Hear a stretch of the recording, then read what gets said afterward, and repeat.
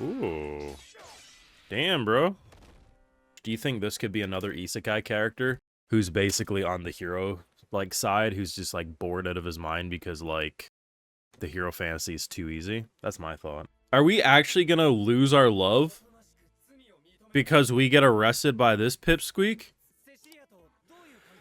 It's complicated. We updated our Facebook status. It's complicated. It's honestly, this dude is probably the greatest representation of why the show turned out well. I'm trying to remember the last time we've had that type of misunderstanding, and logically, it makes sense for him to think this. Do you think this could be a part of the reason why he didn't pursue any romantic things with her, because he thought she was a bitch? It's actually interesting about the guilt they have about this. Because usually when these characters, like, do that shit, it's either like, I wanted to kill my romance rival, or I just am emotionally stunted. This conversation normally would not happen, even under good circumstances in the show, but being forced to apologize to the dude you wronged really has just fucking shattered his worldview. I generally wonder, did the author who wrote this series write it like this because they were sick and tired of how hero parties were always written? His lucky pervert power is a wild statement. Our little morons growing up. This is the weirdest pairing of the show, but I'm kind of here for it. Oh man, she's getting the pointy end too. I feel like the internet as a whole, myself included, need to apologize to this cute girl show. I mean, maybe you can argue the name does it a disservice, but I gotta be real, the name is the perfect name for this show. But every step of the way, this little isekai about a dude getting thrown into a world on a demon side wants nothing to do with it, escaping to the human side and falling in love with a cute hero girl and her party and all the stories that come with it, has actually unironically stepped on so many shows that take the whole betrayed by a hero party trope and gimmick and ran with it in probably one of the most believable and genuine ways. And I think this man's face right here just says it all. Like, what the? How did they do it? Like, I feel like we went from the most consistently 7 out of 10 show to the most consistently 8 out of 10 show. Like, I'm not saying this is some 9 or 10 out of 10 masterpiece, but I honestly feel like it's not trying to be that. It's just trying to say, hey, there's a lot of things I normally don't like about this genre. I'm just going to do them correct. And in doing so, we get this slice of life hero fantasy where every single character is worth having on screen, even the obnoxiously douchebag hero who is actually fairly lovable in this episode. But best of all, they tie back to stuff that would normally be forgotten about and have resolution with real words because these characters are actually written as humans. Of course, though, if you got this far in the video, make sure you drop a like, share your support, subscribe if you're new around here, ring that bell, stay up to date on everything I upload like this show. But hey, the Patreon is there if you want to go the extra mile, full live reactions and exclusives, which does help fund the channel, which is why you get these videos at all. So, the biggest surprise I had was this man. I mean, I never got the impression he was evil. But given his playboyish attitude that they've kind of established, especially in the second episode, all the girls fawn all over him, he has love right in front of him, and he completely ignores it. I wasn't ready for what they did, and I was already kind of defending the guy because I knew the internet was going to really just kind of dogpile him like, what a fucking idiot. And while he is an idiot, he's not, like, there's a difference between being an asshole because you're actually just a shitty person, and the difference of being an asshole because you're kind of ignorant to your own rudeness. And that's where he basically fell. The fact that a lot of his issues with seemingly the girl who loved him to the moon and back, that being this girl, Mikana, she had an interesting intro. I honestly really liked what they did with episode 1 because she was the reason we abandoned Cecilia, because she was like, hey, her staying behind allows us to go defeat the Demon King. Now, I did at the moment think it was partially due to, like, maybe some jealousy that maybe she didn't like the fact that the hero had more feelings for Cecilia.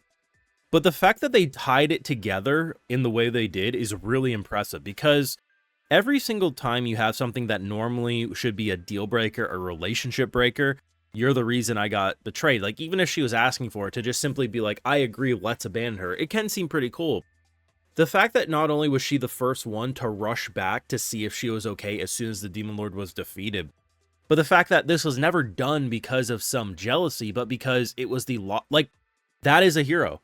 Heroes should be willing to die for the mission the same way they should be willing to not play favoritism. If leaving one of us behind, whether that's me, whether that's you, will make the mission succeed, we should do that.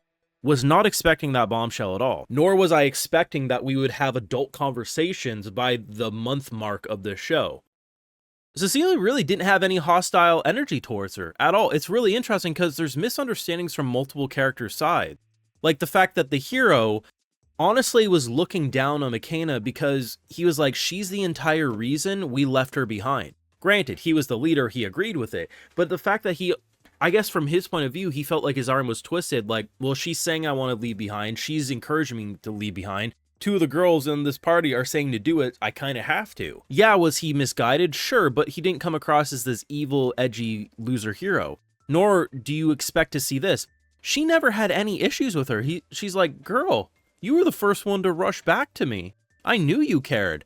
But from her point of view, she's like, I'm the entire reason you nearly died. If you actually tell me that in a 4-episode length arc that we've had anything like this in Hero Party dynamics, I'm going to call you a liar. Because I don't think there's ever been something quite like that dynamic. And the fact that everything about the romance in this show continues to blossom in a wholesome way. You have, of course, the main dynamic here, which she's just absolutely loving it, and I think they're building it naturally. You got, you know, Quiet Maid and Quiet Hero. There's something building there. Of course, you have this girl and her main romance with Sir Douche a lot, but honestly, believe it or not, this guy might be a top 3 character for me right now. He aggravates me, but I'm really glad he's a part of the show because he's not your average hero. Like, I'm not saying it doesn't suck that we got arrested because he considered ourselves stealing our own wallet, but the fact that he immediately apologized when it was brought up to his attention that he was an idiot, I actually can really respect. Also, am I the only one thinking that there may be a romance brewing here? Like I said, not really a lot of stepping on your toes to get to certain drama. There's naturally drama that can be had through misunderstandings, and the fact that they're tackling that drama, and yeah, they're doing it in a very funny way with him having to do his apology tour and he keeps barging into women's room. Like I said, he's an asshole, but he's not an evil asshole, he's just an ignorant asshole, and there's a very clear difference in why I think this whole group collectively will stick by him, even though he kind of does infuriate them. Like, I don't think this is anime of the season.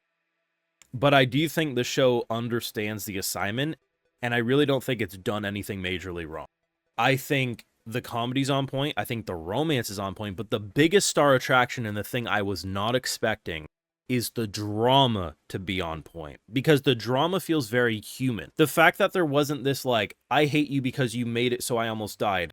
I hate myself because I almost made you die. It's, I hate myself because of that. But I never hated you at all because clearly I wanted to do this and you were the first one to rush back. Like, that type of drama doesn't happen often, nor do we have a hero who's actually apologetic when he realizes he was kind of an asshole or just a jerk or just a brain dead, right?